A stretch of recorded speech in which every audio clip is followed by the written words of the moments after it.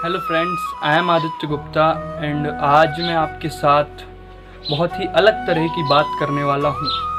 ये इंसिडेंट जो है हमारी नॉर्मल लाइफ में होते रहते हैं, लेकिन हम कभी इन पर गौर नहीं करते। ये बहुत ही दो स्पेशल इंसिडेंट जो मैं आपके साथ शेयर करने वाला हूँ। क्या हुआ दोस्तों कि कुछ दिन पहले मैं अभी मंदिर गया था, शाम को आरती के समय। तो मंदिर में आरती के बाद क्या है ना, कुछ सब लोग वहाँ पे बैठते हैं।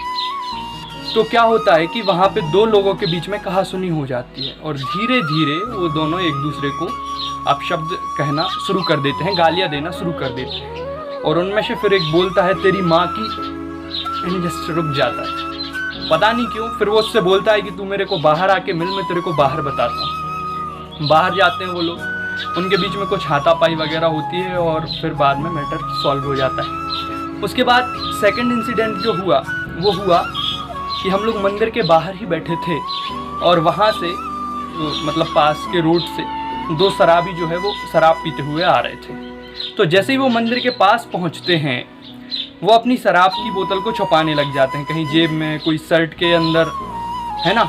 और सीधे अच्छे तरीके से भगवान को प्रणाम करते हुए वहाँ से निकलते हैं और जैसे ही वो कुछ दूर पहुँचते हैं फिर से शराब पीने लगते हैं और चले जाते हैं। अब इन दोनों इंसिडेंट में क्या खास था, मैं आपसे ये पूछना चाहूँगा कि वो शराब पीने वाला या गाली देने वाला वहाँ मंदिर में क्यों रुक गए। ऑब्वियसली आप बोलेंगे वहाँ वो मंदिर था, एक पवित्र स्थान था, वहाँ पे भगवान का वास था, भगवान देख रहे थे, इसलिए वो लोगों ने गाली नहीं दी या शराब नहीं पी। रीज़न सही है, लेकिन क्या भगवान सिर्फ मंदिर में है या मंदिर के आसपास ही रहते हैं? भगवान और कहीं नहीं है क्या? हमने तो ये पढ़ा है ग्रंथों में और हमें बताया भी यही गया है कि भगवान तो हर जगह है। फिर ऐसा क्या हुआ कि वो लोग उस जगह पर रुक गए?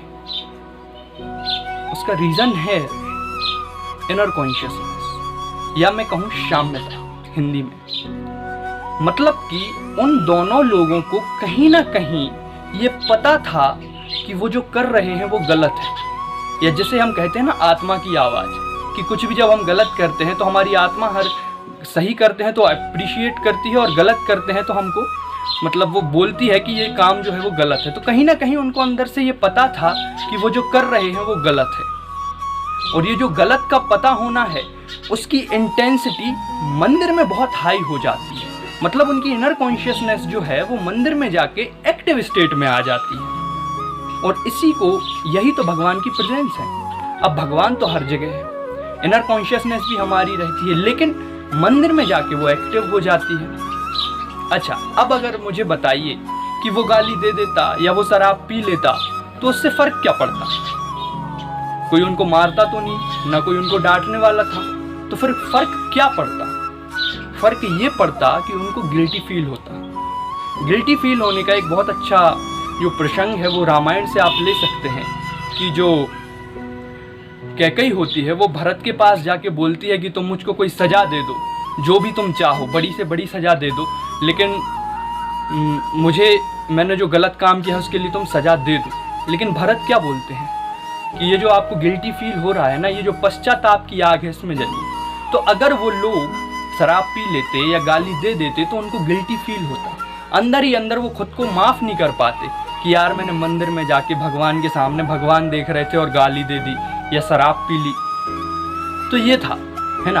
अब अगर कुछ देर के लिए मंदिर या भगवान का चित्र, चर्च, मस्जिद आपको गलत काम करने से बचा सकते हैं, तो क्या ये हमेशा नहीं बचा सकते? और शायद इसीलिए हमने भगवान को मंदिरों मस्जिदों में लॉक करके रख दिया है कि अगर वो हमेशा हमारे सामने रहे तो शायद हम कुछ गलत ही ना कर पाए।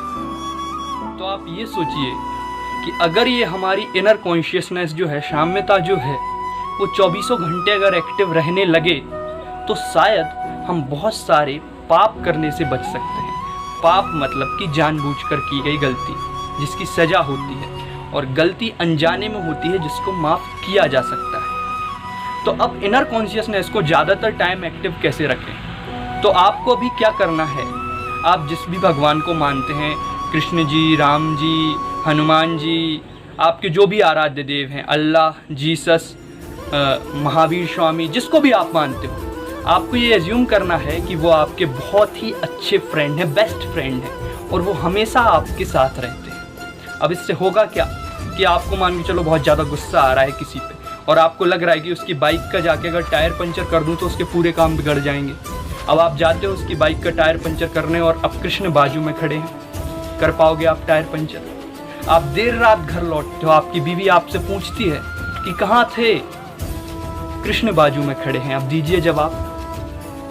आप रिश्वत ले रहे हो, कृष्ण बाजू में खड़े हैं, ले पाओगे रिश्वत? आप के मम्मी पापा का फोन आता है, वो पूछते हैं बेटा कहाँ हो, कृष्ण बाजू में खड़े हैं। अब दो जवाब। मतलब कि भगवान अगर आपके साथ हमेशा रहे, आपको ये हमेशा मान के चलना है कि भगवान आपके साथ है। और मेरी एक बात याद रखिएगा कि जो भगवान आपको कुछ गलत करने नहीं दे रहा है, वो आपके साथ कुछ गलत होने भी नहीं देगा। धन्यवाद। हमेशा खुश रहें, मुस्कुराते रहें।